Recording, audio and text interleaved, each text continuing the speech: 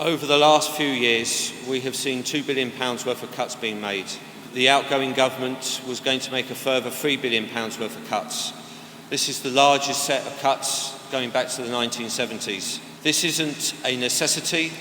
That was a political choice by the outgoing government, because by the same time as they were saying they were going to make £3 billion worth of cuts in education, they also said that they were going to give £4 billion worth of tax breaks in corporation tax. This will mean a narrowing of curriculum, job losses, and a detrimental effect on every child's education. English should be like a puppy dog, and children should be able to play with it, explore, learn with it, interact with it, not given a scalpel and told to dissect it in order to find the proverbial adjective in the puppy. Education in Ealing is at a crisis point, with threats of redundancies hanging over our primary school teachers due to the inadequate financial settlement nationally, exacerbated by the Conservatives' flawed approach to the national funding formula, which means London schools lose out even more than elsewhere. Too many people have their chances in life determined by who their parents are, rather than by their own efforts and abilities. We will invest nearly £7 billion extra in our children's education. We will improve the status of the teaching profession, including tackling excessive workload, providing additional high-quality professional development, and ending the 1% cap on teachers' pay rises. And we will oppose any new selective schools and give local authorities proper democratic control over admissions and new schools, including repealing the rule that all new schools must be academies or free schools. Since my oldest daughter actually started there, the school's virtually, I think it's definitely doubled, if not trebled in size.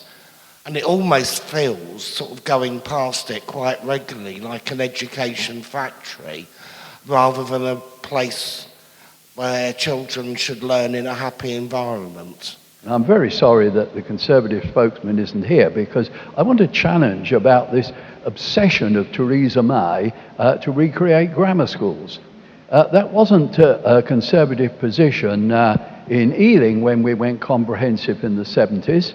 Indeed, it was done on all-party support at the time.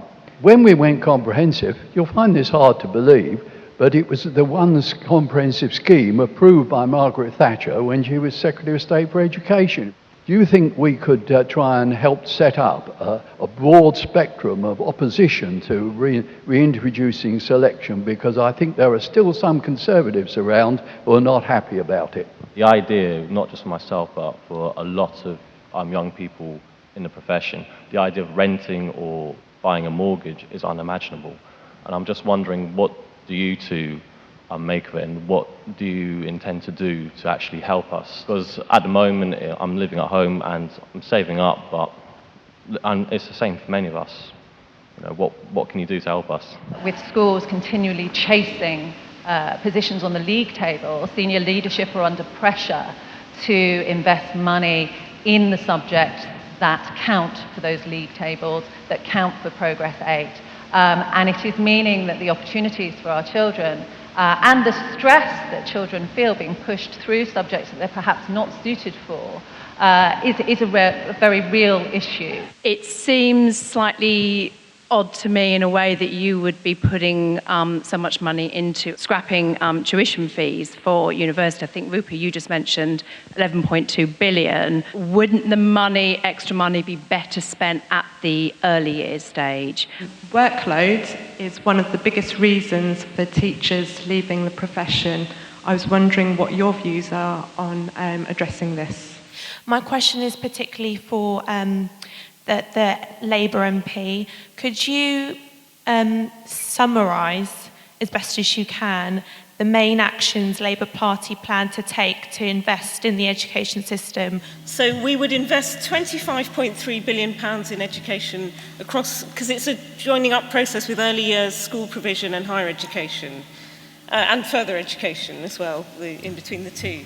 We would put £6.3 billion in schools to increase the overall funding for schools so that we can provide free school meals. It's a progressive policy that everyone sits down and eats together. We're going to create an arts pupil premium, so mirror the sports premium and protect schools against losses from the Conservative cuts to arts education. We would invest £5.3 billion in childcare and Sure Start, this great new Labour thing, a joined-up thing between health and education and all those different elements, so that parents aren't burdened with extortionate childcare costs. £11.2 billion would be invested in abolishing tuition fees, scrapping those Conservative plans. Again, they weren't in their manifesto. I've spoken out in debates in Parliament many times on this as someone from higher education. We would reinstate student maintenance grants, the way that those were taken away by something called statutory instrument, and without even a debate on the floor of the House of Commons. Really fundamentally undemocratic what they've done. We would invest £2.5 billion in creating free further education for all, restore the educational maintenance allowance that the coalition government took away, so that funding is equalised for 16 to 19-year-olds. We would be creating a cradle-to-grave national education service to ensure that high-quality education is free and available at the point of use all the way through, like a sort of NHS, but mirroring that for the education sector. We would abolish the 1% public pay sector cap so that teachers are no longer subject to cuts. And again, that sort of connects with our police, our nurses. All these people have had a real terms pay decrease all these years because they've set this ceiling.